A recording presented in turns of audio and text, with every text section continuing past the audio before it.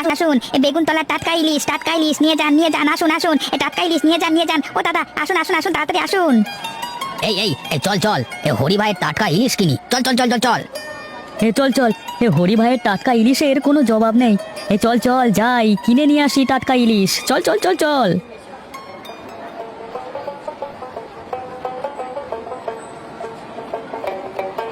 হরি ভাই, ও হরি ভাই, আমাকে একটা বড় দেখে দাঁত ভাঙা ইলিশ দাও দেখি। আমাকেও একটা ইলিশ দিও দাদা, কেমন? দেবো দেবো, এক এক করে সবাইকে ইলিশ দেবো, একটু সবুর করো।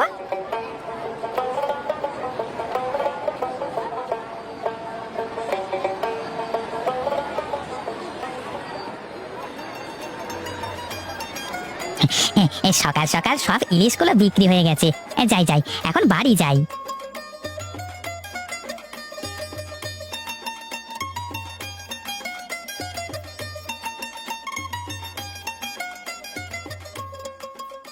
গিন্নি, বলি ও গিন্নি, কোথায় তুমি? কি গো, কি হয়েছে? তুমি এত সকাল সকাল বাড়িতে ফিরে আসলে যে, কি ব্যাপার? মাছগুলো সব বিক্রি হয়ে গেছে, তাই সকাল সকাল বাড়িতে আসলাম। সে কি গো, আজ এত সকাল সকাল সব মাছ বিক্রি হয়ে গেল যে, কারণ কি? আজ কি মাছ কম ছিল? আরে না, কম মাছ কেন থাকবে? আজ আমি বেগুনতলার বাজারে গিয়ে ইলিশগুলোকে বিক্রি করে এসেছি। এই বুঝলে গিন্নি, খুব চড়া দামে বিক্রি করেছি আজ মাছগুলো। বেগুনতলার হাটে মাছের অনেক চাহিদা গো। তাই বলো, মানুষের মুখে শুনেছিলাম যে ওই বাজারে নাকি মাছের অনেক চাহিদা। তুমি ঘরে বসো, আমি খাবার দিচ্ছি। ঠিক আছে গিন্নি, আমি তবে যাই। বুঝলে নায়েব, অনেক দিন হয়েছে বেগুনতলার ইলিশ খাইনি। যাও দেখি বেগুনতলার হাট থেকে একটা বেশ বড় দেখে ইলিশ কিনে নিয়ে এসো। মোড়ল মশাই, আমি কালকে সকালে গিয়ে বেগুনতলার হাট থেকে মাছ কিনে আনবো, কেমন? এখন অবেলা করে ভালো মাছ পাওয়া যাবে না। ঠিক আছে ঠিক আছে, তাই হবে। তুই কাল গিয়ে মাছগুলো নিয়ে আসবি, কেমন? যথাজ্ঞা মোড়ল সাহেব। ঠিক আছে ঠিক আছে, তুই এখন আয়, কাল সকালে আসবার আগে মাছগুলো নিয়ে আসবি, কেমন? এই নে, এই টাকাটা রাখ।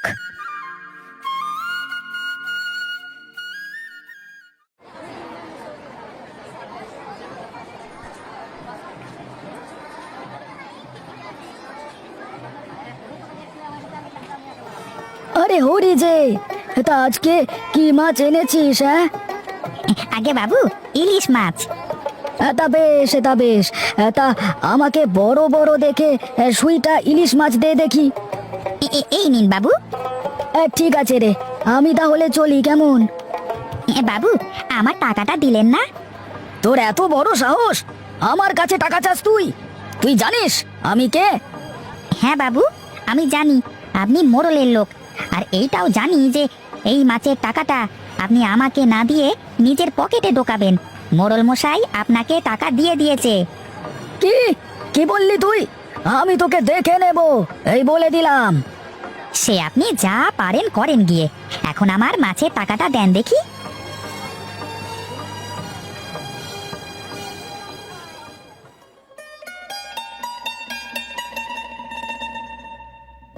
আরে নায়েব মশাই যে, সকাল সকাল বেগুনতলার ইলিশ হাতে চললেন কোথায়? হ্যাঁ, মোড়ল মশাইয়ের বাড়িতে যাচ্ছি রে। তা কত করে নিল এই মাছ দুটো শুনি? ওই 1000-2 টাকা নিল। আমি এখন চলি রে, তুই যা তাহলে।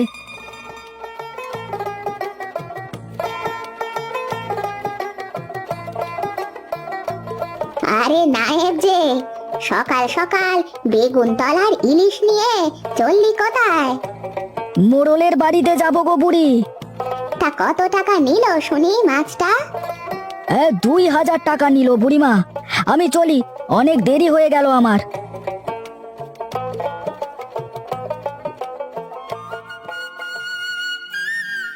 আরে নায়েব দাদু যে, তাই সকাল সকাল বেগুনতলার ইলিশ নিয়ে চললে কোথায়? মোড়ল মশাইয়ের বাড়িতে যাব দাদু ভাই। তা কত টাকা নিল শুনি মাছ দুইটা? 2000 টাকা নিল দাদু ভাই। আমি এখন চলি, কেমন? আল্লাহ জানে এই মানুষগুলোর আজ কি হয়েছে? যাকে দেখো সেই মাছের দাম শুনতে উতলা হয়ে পড়ে। এই নায়েবটাকে দিয়ে কোনো কাজ ভালোভাবে হয় না। কাল এত করে বলে দিলাম যে সকাল সকাল আসতে, এত বেলা হয়ে গেছে এখনো তার আসবার কোনো খবর নেই। হ্যাঁ, আমি আমি এসে গেছি বাবু। এই তোর আসবার সময় হলো তাহলে? আর বলবেন না বাবু, প্রায় 20 জন মানুষকে ইলিশের দাম বলতে হয়েছে। যে দেখে সেই দাঁড় করিয়ে মাছের দাম জিজ্ঞাসা করে। বলো কি, সত্যি নাকি? তাহলে তো এই মাছ খাওয়া যাবে না। পুরো গ্রামের মানুষ এই মাছের ওপর নজর দিয়েছে। তাহলে আমি বাজারে গিয়ে আবার মাছ কিনে নিয়ে আসি।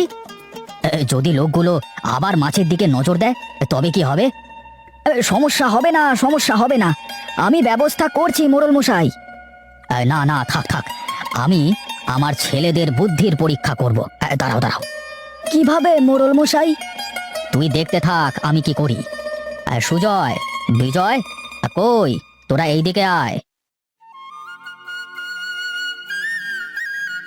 আমাকে ডেকেছেন বাবা? হ্যাঁ হ্যাঁ, তা তোদের আমার একটা কাজ করে দিতে হবে। যে এই কাজ করতে পারবে সেই হবে আমার উত্তরসূরি। কি কাজ বাবা? বেগুনতলার হাট থেকে ইলিশ মাছ কিনে আনতে হবে।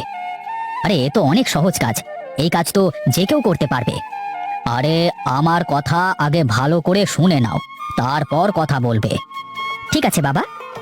বেগুনতলার হাট থেকে তোমাদের বড় বড় ইলিশ মাছ কিনে আনতে হবে, কিন্তু কেউ যেন তোমাদের মাছের দাম জিজ্ঞাসা না করে। আবার মাছগুলো সবার সামনে দিয়ে আনতে হবে, লুকিয়ে আনা যাবে না। ঠিক আছে বাবা, এ আর কি বড় ব্যাপার। তা বেশ, কালকে সকালে তোমাদের পরীক্ষা শুরু হবে।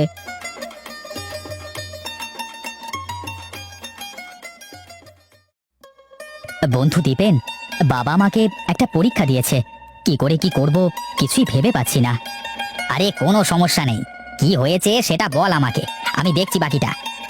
বাবা আমাকে বলেছে বাজার থেকে ইলিশ মাছ কিনে আনতে, কিন্তু কেউ যেন আমার মাছের দাম না জিজ্ঞাসা করে।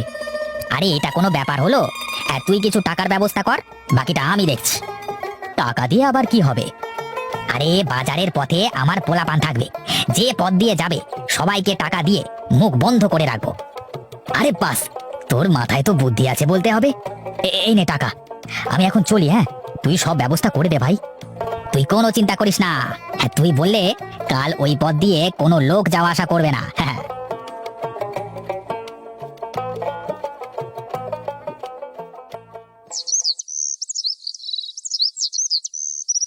ঠিক আছে বাবা সুজয়, তুই আগে যা। ঠিক আছে বাবা।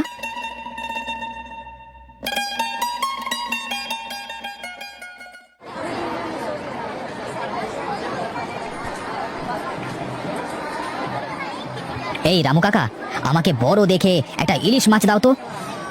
এই নিন বড় সাহেব।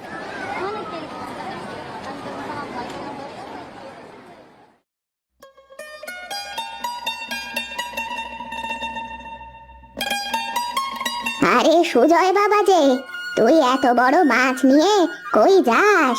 কত নিল মাছটা? এই যা, এই বুড়ি তো দাম শুনে ফেললো, এখন কি করি?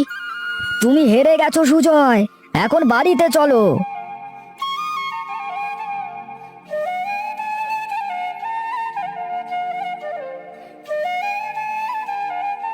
কি তাহলে পেরেছো মাছ আনতে? পথে কেউ জিজ্ঞাসা করেনি তো মাছের দাম? আগে মোড়ল মশাই, বাজার থেকে বের হওয়ার সময় এক বুড়ি মাছের দাম জিজ্ঞেস করে ফেলেছে। তাহলে সুজয়, তুমি হেরে গেছো বাবা। এবার বিজয় যাবে মাছ আনতে। আর নায়েব, তুমি বিজয়ের পেছন পেছন গিয়ে দেখো কেউ মাছের দাম জিজ্ঞেস করে কিনা। ঠিক আছে মোড়ল মশাই, আমি যাচ্ছি।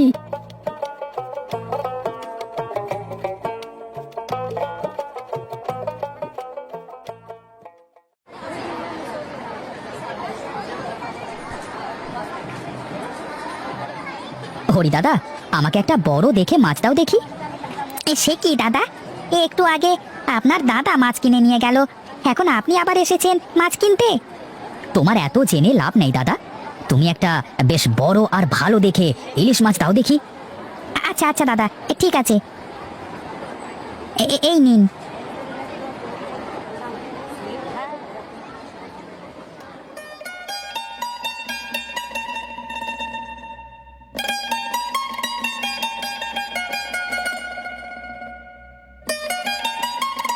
সে কি বিজয়, তুমি এই ফাঁকা জায়গায় আসলে কেন?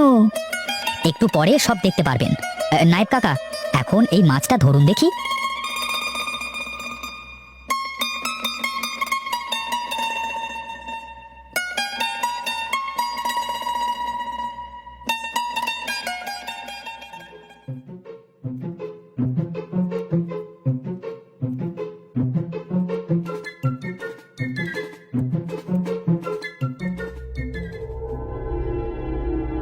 আরে বিজয়, তোর এ কি অবস্থা?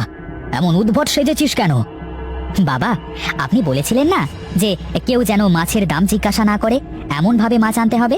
তা আমি মাছটা নিয়ে এসেছি। মাছ নিয়ে যখন আমি আসছিলাম, আমার এমন দশা দেখে সবাই আমার এমন অবস্থার কথা জানতে চেয়েছে। কেউ আমার কাছে মাছের দামটা জিজ্ঞাসা করেনি। বাবা বাবা বাহ, তোর বুদ্ধি আছে বাবা, বলতেই হবে। তুই হবি আমার উত্তরসূরি, আমার পর তুই হবি এই এলাকার মোড়ল।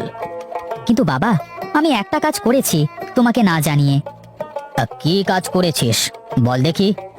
সুজয় দাদা লোকজনকে টাকা দিয়েছিল যাতে কেউ তার মাছের দাম জিজ্ঞাসা না করে। তাও আমি একটি লোককে দ্বিগুণ টাকা দিয়ে দাদার প্ল্যানটা চপাট করে দিয়েছি। আমি আমি সব জানি। নায়েব আমাকে আগে থেকেই সবটা জানিয়েছিল। তুই একদম ঠিক কাজ করেছিস। কিন্তু নায়েব কাকা এসব কি করে জানলো? এ কথায় আছে না, পাপ কখনো চাপা থাকে না।